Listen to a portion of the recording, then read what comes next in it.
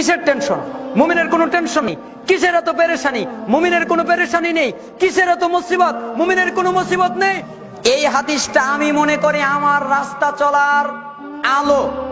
এই হাদিসটাকে আমি মনে করি আমার শক্তি। আমার তো কোনো শক্তি নাই, দেখেন না, শরীরে বডিতেও শক্তি নেই, আর এমনিও শক্তি নেই, কিন্তু ওই হাদিসটাকে আমি আমার শক্তি মনে করি।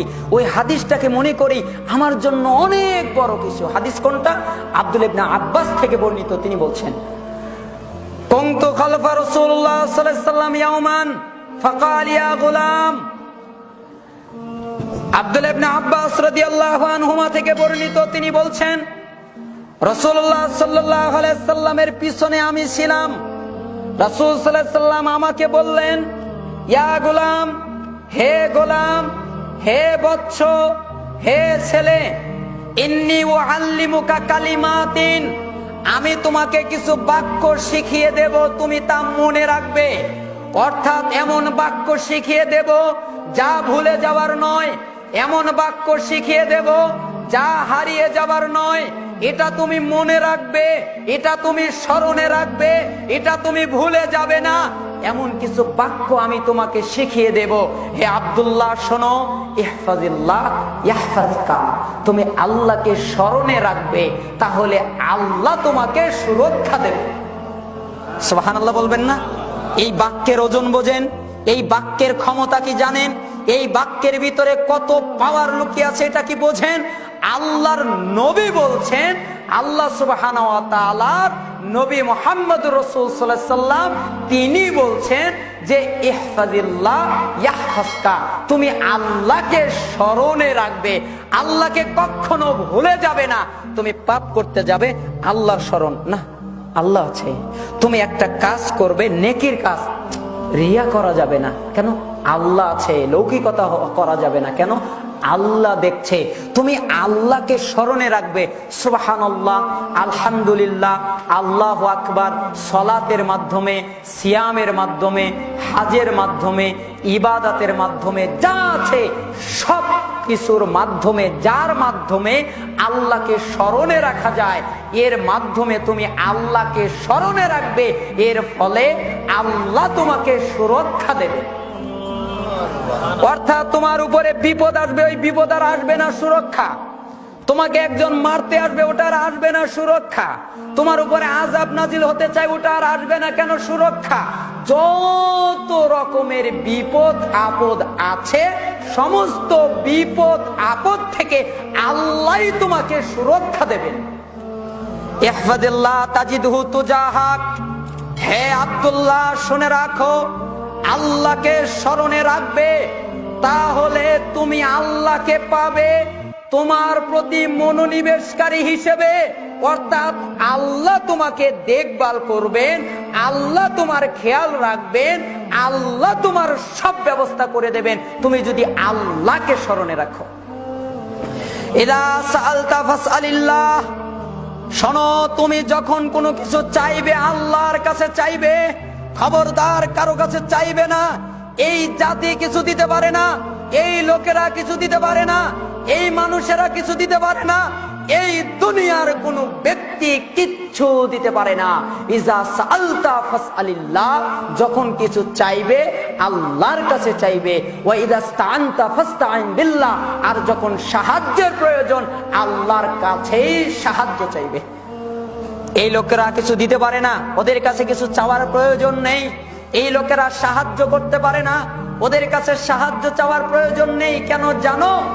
ওয়ালাম আন্নাল উম্মাতা লাউ ইজতামাউ আলা আইয়ানফাউকা বিশাইইন লাম ইয়ানফাউকা ইল্লা বিশাইইন কদ কাতাবাল্লাহু লাক ওয়া ইন ইজতামাউ আলা আইয়াদুররুকা বিশাইইন লাম ইয়াদুররুকা ইল্লা বিশাইইন কদ কাতাবাল্লাহু আলাইক রুফিয়াতিল আকলাম ওয়া জাফফাতিস সুহুফ রাহু তিরমিজি ওয়া ক্বালা হাদিস হাসানুন সহিহ। রাসূল সাল্লাল্লাহু আলাইহি ওয়াসাল্লাম বললেন, কেন জানো? ভালো করে শুনে রাখো, শোনো, জেনে রাখো, অবগত হও খুব গুরুত্বের সাথে। এই পৃথিবীর সবাই মিলে, অর্থাৎ মুসলিম, হিন্দু, খ্রিস্টান, বৌদ্ধ, মুশরিক, কাফের যা আছে, পৃথিবীর সবাই মিলে, সমস্ত প্রাণীকুল, সমস্ত মানব জাতি, সমস্ত প্রাণীকুলে যা কিছু আছে আল্লাহ ছাড়া পৃথিবীর সবাই একসাথে হয়ে, মানব দানব সহ আল্লাহ ছাড়া সব কিছু একসাথে হয়ে তোমার যদি কোনো কল্যাণ করতে চায়, উপকার করতে চায়, ওরা কিচ্ছুই করতে পারবে না। তাই হবে যা আল্লাহ তোমার তাকদিরে লিখেছেন। আবার পৃথিবীর সবাই মিলে আল্লাহ ছাড়া যা আছে সবাই মিলে যদি তোমার কোনো ক্ষতি করতে চায়, তারা তা ক্ষতিও করতে পারবে না। কেন? তাই হবে যা তোমার তাকদিরে লেখা হয়েছে, কলম তুলে নেওয়া হয়েছে, সহিফার কালি শুকিয়ে গেছে, নতুন করে লেখা হবে না। তিরমিজি 2516 নম্বর হাদিস, মারাত্মক কথা। তাহলে কেন তোমার এত ডর, কেন তোমার এত ভয়, কেন তোমার ভিতরে এত সংকোচ কাজ করে, কেন তুমি মানুষকে ভয় পাও, কেন তুমি মানুষকে ডর পাও, কেন তোমার এই মানুষের কাছে এত আশা এরা কিচ্ছু করতে পারে না? ওয়াফি রিওয়ায়াতি গায়রি তিরমিজি, তিরমিজি ছাড়া অপর বর্ণনায় আরো আছে, ইহফাদিল্লাহ তাজিদহু আমামাক, হে আব্দুল্লাহ তুমি আল্লাহকে স্মরণ করবে, তাহলে তুমি আল্লাহকে তোমার একেবারে সামনে পাবে। সুবহানাল্লাহ বলবেন না? সামনে থাকার অর্থ এটা না যে আপনার কাছে এসে থাকবেন। আপনার আর আমার কাছে থাকলে সামনে মনে হয়, কিন্তু আল্লাহ সুবহানাহু ওয়া তাআলা আরশের উপর থেকে আমি আর আপনি যেই সামনে, এর চাইতে অধিক সামনে, যা ভাষায় বলা যায় না, যেটা আল্লাহর পক্ষেই বর্ণনা দেওয়া সম্ভব। তাআররাফ ইলাল্লাহি ফির রাখা ইয়ারিফকা ফিশ শিদ্দাহ। আর শোনো, তুমি যখন সুসময়ে থাকো, তোমার যখন সুখী থাকে, তোমার যখন সুখ, তুমি যখন সুখে থাকো, তখন তুমি আল্লাহকে স্মরণে করবে। তাহলে উল্টা কেন? যখন তুমি দুঃখে পড়বে তখন আল্লাহ তোমাকে স্মরণ করবেন। সুবহানাল্লাহ বলবেন না? অর্থাৎ আমি যখন সুখে থাকবো, আমার যখন খুশি, তখন আল্লাহকে যদি আমি স্মরণ করি, আমি যখন দুঃখে পড়ে যাব তখন আল্লাহ আমাকে স্মরণ করবেন। ওয়ালাম আন্নামা আখতাকা লাম ইয়াকুন লিসিবাক ওয়া মা আসাবাকা লাম ইয়াকুন লিউখতিয়াক। রাসূল সাল্লাল্লাহু আলাইহি ওয়াসাল্লাম বলছেন, তোমার যা হারিয়ে গেছে তা তোমার পাওয়ার ছিল না, তুমি যা পেয়েছো ওটা হারাবার ছিল না। টেনশন নাই, তোমার এত মায়া নেই, তোমার এত চিন্তা নেই, তোমার এত পেরেশানি নেই। আমি রাস্তা দিয়ে যাচ্ছিলাম, ফোনটা হারিয়ে গেল, ও ইস, এই রাস্তা দিয়ে যদি না যেতাম ফোনটা হারালো না, আস্তাগফিরুল্লাহ, এমন বলো না। তুমি এক রাস্তা দিয়ে যাচ্ছ, তোমার এই হাতটা কেটে পড়ে গেল, তুমি বললে ইস, আমি যদি এখান দিয়ে না যেতাম, এখান দিয়ে যাওয়ার কারণে হাত কেটে গেল, এরকম বলো না। তোমার কিছু হারিয়ে গেল, ধন সম্পদ চলে গেল, তুমি তখন বলো ওই মোবাইলটা তো আমারই না। কান্না, ওটা তো আমারই না, এই জন্য হারিয়ে গেছে। আর এই হাতটাও আমারই না, ওটা আল্লাহ দিয়েছিলেন আবার নিয়ে গেলেন, ওটা আমারই না। এই যে ধন দৌলত, এটা আমারই না। কেন? এটা আমার নয়। আমার যদি থাকতো, আমার যদি হতো, আমাকে ছেড়ে যেত না। আর যেটা আমাকে ছেড়ে গেছে ওটা আমার নয়, আর যেটা আমার কাছে এসেছে ওটা অন্য কারো নয়, এজন্য আমার কাছে এসেছে।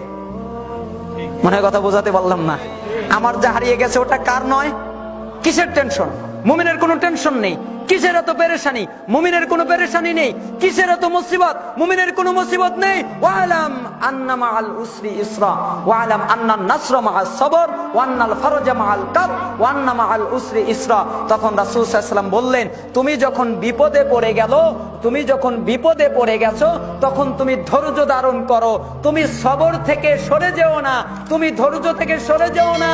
কারণ তুমি যদি ধৈর্য ধারণ করো, এই ধৈর্যের সাথেই সাহায্য। সুবহানাল্লাহ বলবেন না?